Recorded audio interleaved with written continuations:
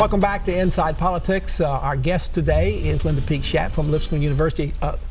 Linda, we talked about the Republicans having difficulties next year in the Senate because their margin is going to be smaller, but their margin right now is still pretty narrow. In fact, there seems to be continued problems about getting enough votes in the Senate to pass the tax bill, which is coming back out of a compromise, a conference committee between the House. I mean, you see the things that are going on now. You've got Marco Rubio raising questions about it, others are not sure about the health of John McCain, and one of the other senators, Tad Cochran from Mississippi.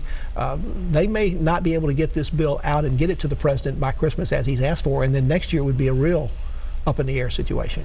Well, it will. I think one of the important things to look at is the way this bill was put together, which is not the normal way you put together a tax bill. I was around in But it was the way the health care bill was put together. Well, that's right. It was with more hearings. But in 1986, and I was around for that last tax reform, it took a year and regular order and lots of hearings and lots of experts coming in and giving testimony. And what we've got now is a rushed process, which both parties do, and the other thing, which is a technique of the leadership, is to put a timeline on it so that at a time when people want to get this thing done and go home for Christmas. It's, you know, it's classic leadership action. Well, plus you've got the things going on with the debt limit again having to be voted on by December 22nd. They could well be spending not only Christmas Eve but New Year's Eve up there at the rate they're going. Well, that's right. But you will see everybody fall in line, I think, in order to get this done. I do think, though, Americans are going to be surprised because not only, yes, they will see for a few years perhaps a reduction in their taxes, but at the same time the mandate for the repeal of the mandate from Obamacare is in this bill as well, and they're going to see a 10% increase in their health insurance. In January, President Trump will approach his one-year anniversary in office, and while there have been a lot of things to talk about that have been controversial and his poll numbers are not very good, there have been some accomplishments. The stock market continues to go up. The economy is good. Unemployment near record lows. Regulatory reform has gone forward. At least he sees it as reform. So there are some things for him to be able to talk about after his first year. Well, and the Supreme Court justice is probably the crowning achievement of this year. I do think the regulation is really interesting because some of it's been done, you know, kind of under the radar because the press is so focused on other things. And again, reduction of regulation is going to make him popular in the business community. Let's turn now to the challenges he also faces next year. The Russian probes seem to be a shadow that just will not go away.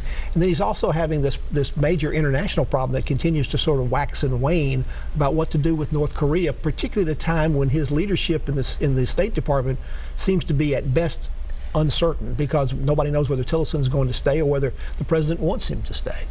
Well, that's right. I think the interesting thing about Russia is that while people are focused on collusion, the real issue here is what are we going to do about the fact that Russia did, in fact, meddle in our elections and will likely do it again. And Congress is not looking at that either. They're doing some investigations, but nobody's coming up with a plan or a proposal for what to do so that doesn't happen again in 2018 or 2020. Well, that's right. And I think if the president could at least acknowledge that it happened, then he'd be able to do something about it, separate and apart from the investigation on collusion. And I also think that the issue may have moved beyond collusion because we have, you know, indictments there and two people who've pleaded, that it's moved beyond that to obstruction of justice. And so I think that's what people are watching right now. Let's move back to 2018 politics in Tennessee. Phil Bredesen will be the Democratic candidate. He's pretty much the other candidate that was in the race. James Mackler withdrew this week and endorsed the former governor for that position.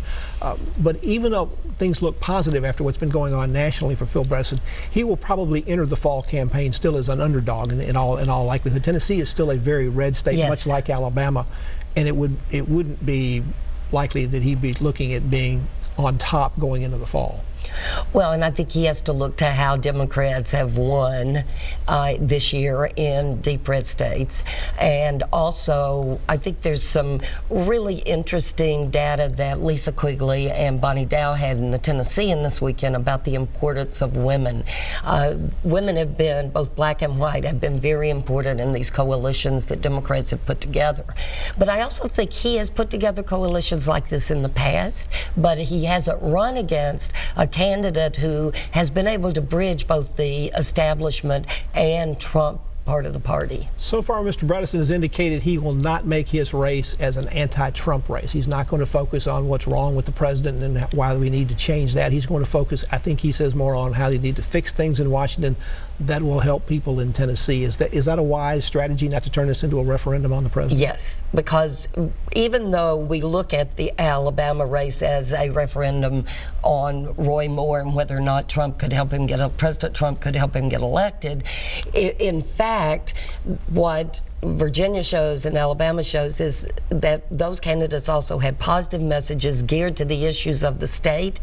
And in Bredesen's case, he also has a track record of doing exactly what he says he wants to do: go to Washington, work across the aisle to get things done. There's been very little polling since Governor Bredesen entered this race, but one poll that has come out from Vanderbilt in the last few days indicated that while his name recognition numbers, and this was a name recognition poll, was still around 65%, his likely Republican opponent, Marsha Blackburn's, was about 10 points higher than that. Does that surprise you in any way? I mean, she's represented only a portion of the state, while when he was in office a few years back, he represented the entire state of Tennessee for 8 years.